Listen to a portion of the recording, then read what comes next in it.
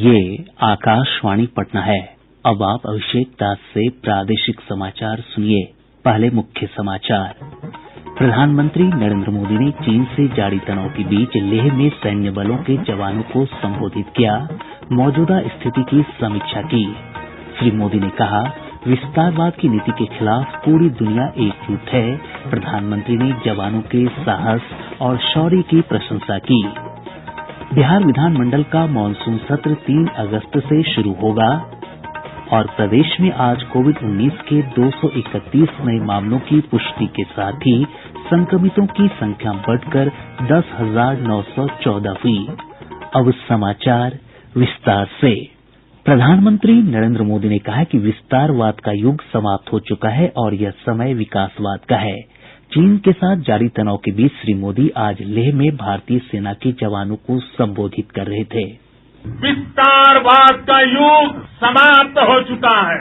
ये युग विकासवाद का है। तेजी से बदलते हुए समय में विकासवाद ही प्रासंगिक है। विकासवाद के लिए अवसर है और विकासवाद ही भविष्य का आधार भी। श्री मोदी ने कहा कि विस्तारवाद की नीति हमेशा से मानवीय मूल्यों के खिलाफ रही है और इस तरह की ताकत या तो मिट गई है या मुड़ने के लिए मजबूर हो गई है। बीती शताब्दियों में विस्तारवाद ने ही मानवता का सबसे ज्यादा हित किया, मानवता को विनाश करने का प्रयास किया। विस्तारवाद की जीत जब किसी पर सवार हुई है, उसने हमेशा विश्व शांति के सामने खतरा पैदा किया। इतिहास गवाह है कि ऐसी ताकतें मिट गई हैं या मुड़ने के लिए मजबूर हो गई है। प्रधानमंत्री ने कहा कि एक बार फिर से पूरी दुनिया ने विस्तारवाद के खिलाफ मन बना लिया है और विकास की प्रतिस्पर्धा का स्वागत किया है।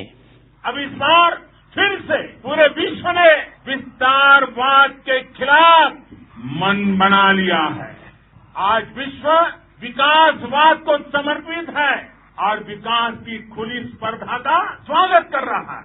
श्री मोदी ने कहा कि भारत का इतिहास रहा है कि देश हमेशा हमलों के बाद और मजबूती के साथ खड़ा हुआ है।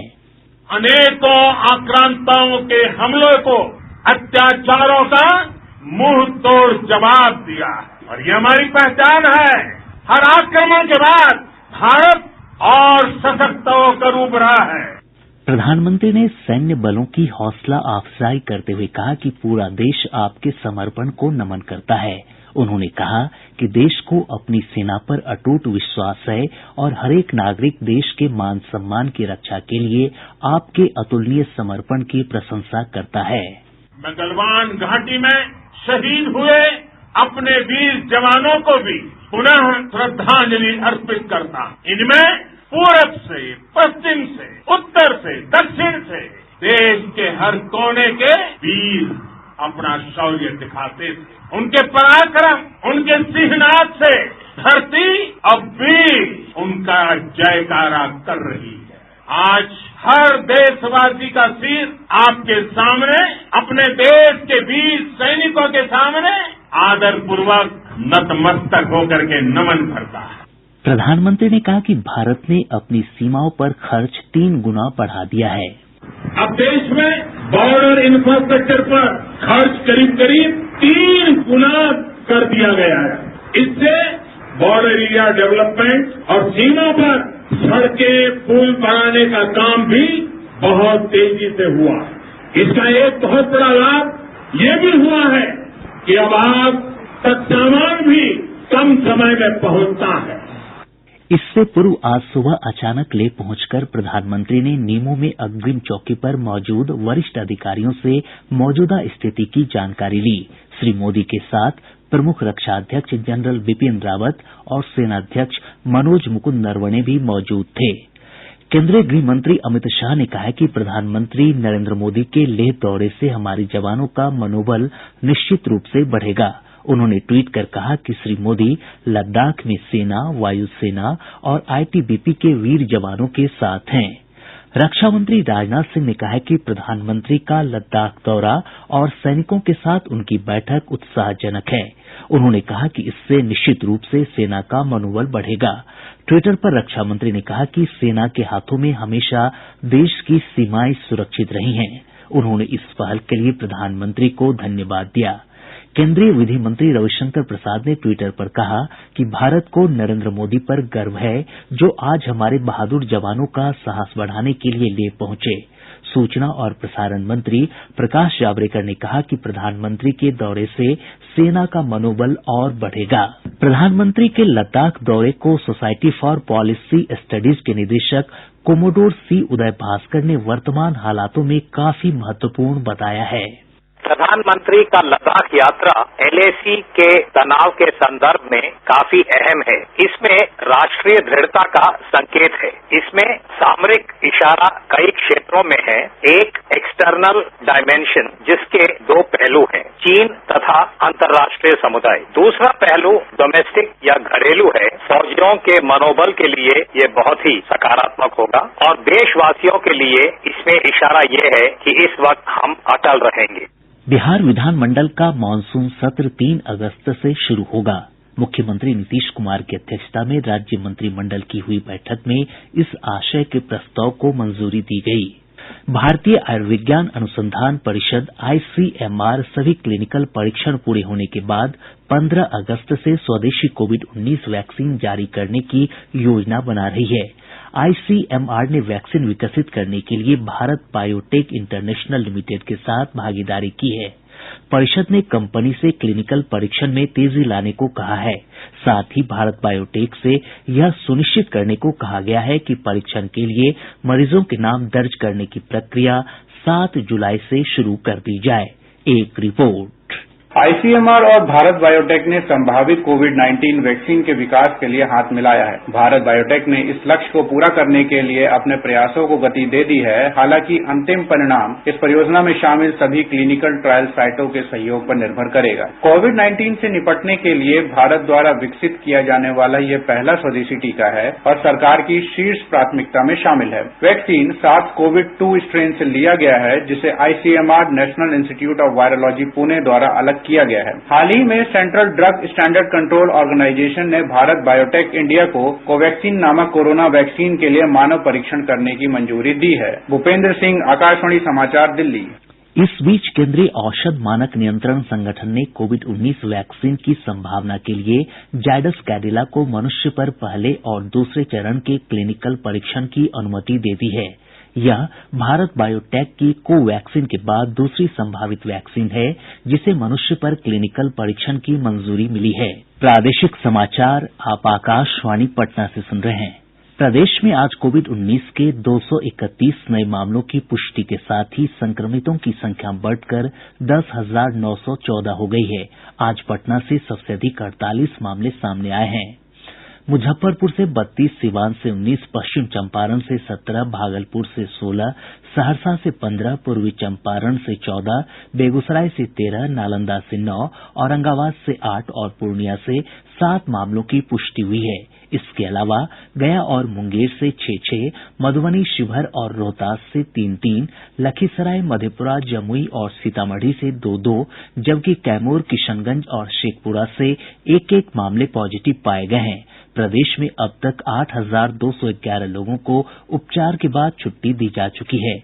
वहीं आज 2 और कोविड संक्रमितों की मौत के साथ ही मरने वालों की संख्या बढ़कर 80 हो गई है। देश में कोविड-19 से स्वस्थ होने की दर 60.72% से अधिक हो गई है।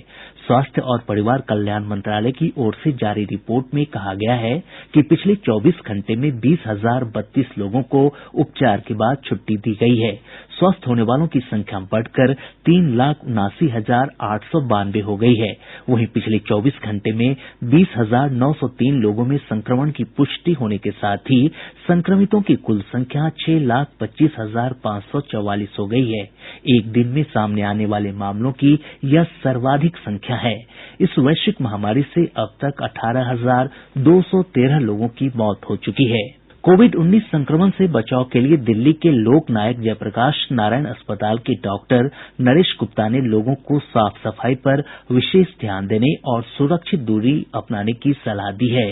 खांसने के समय ऐसा खांसना छींकना चाहिए कि दूसरे के ऊपर नहीं जाए। टिश्यू पेपर रखे, रुमाल रखे, कोहनी रखे, बचाव करे। एक इसमें और चीज आती है, वो आती है डिस्टेंसिंग का। जब वो खांसता छींकता है तो 1 से 2 मीटर तक वो जा सकती है। तो अगर आप पहले ही 1-2 मीटर का फासला बना के रखेंगे तो उसका आपके तक पहुंचने का अंदेशा बहुत कम हो जाता है। जो कॉन्टेक्ट ट्रांसमिशन की बात आई फॉर्माइड से, उसके लिए हम कहते हैं कि आप हाथ साफ करें। हाथ अगर आप धोते रहेंगे तो उसमें जो वायरस है वो साबुन पानी के द्वारा निकलता रहेगा। और उसके साथ साथ अगर जरूरत समझे या पानी नहीं हो तो आप सैनिटाइजर का इस्तेमाल भी कर सकते हैं। प्रदेश में सार्वजनिक स्थानों पर मास्क पहनना अनिवार्य कर दिया गया है। सूचना और जनसंपर्क विभाग के सचिव अनुपम कुमार ने बताया कि मास्क नहीं पहनने वाले लोगों पर 50 रुपए का जुर्माना किया जाएगा और उन्हें 2 मास्क दिए जाएंगे। उन्होंने बताया कि जुर्माने का उद्देश्य लोगों को मास्क पहनने के लिए प्रेरित करना है।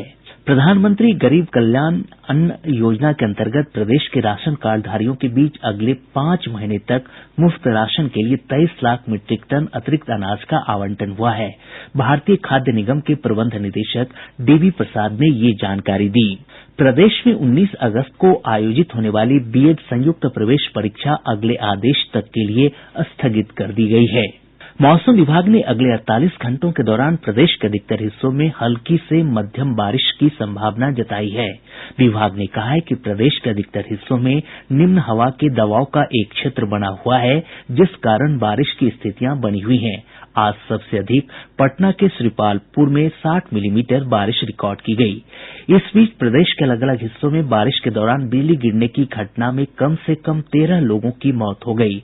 वैशाली में 5, समस्तीपुर में 3, लखीसराय में 2 और गया, बांका तथा जमुई में 1-1 व्यक्ति की मौत हुई है। प्रदेश की अधिकतर नदियों के जलस्तर में गिरावट आई है। केंद्रीय जल आयोग से प्राप्त जानकारी के अनुसार नदियों के जलस्तर में स्थिरता और घटने की प्रवृत्ति बनी हुई है। कोसी नदी खगड़िया के बलतारा में खतरे के निशान से 1 मीटर, जबकि बागमती नदी सीतामढ़ी के रून्नीसैदपुर में और परमान नदी अररिया में लाल निशान के आसपास बनी हुई है। अन्य सभी नदियों का जलस्तर खतरे के निशान से नीचे है। पटना के अनिसाबाद स्थित पंजाब नेशनल बैंक की शाखा में पिछले दिनों हुई डकैती के मामले में पुलिस ने मुख्य सरगना समेत 5 अपराधियों को गिरफ्तार कर लिया है। ये गिरफ्तारी जक्कनपुर से हुई है। मौके से 33 लाख रुपए बरामद किए गए हैं।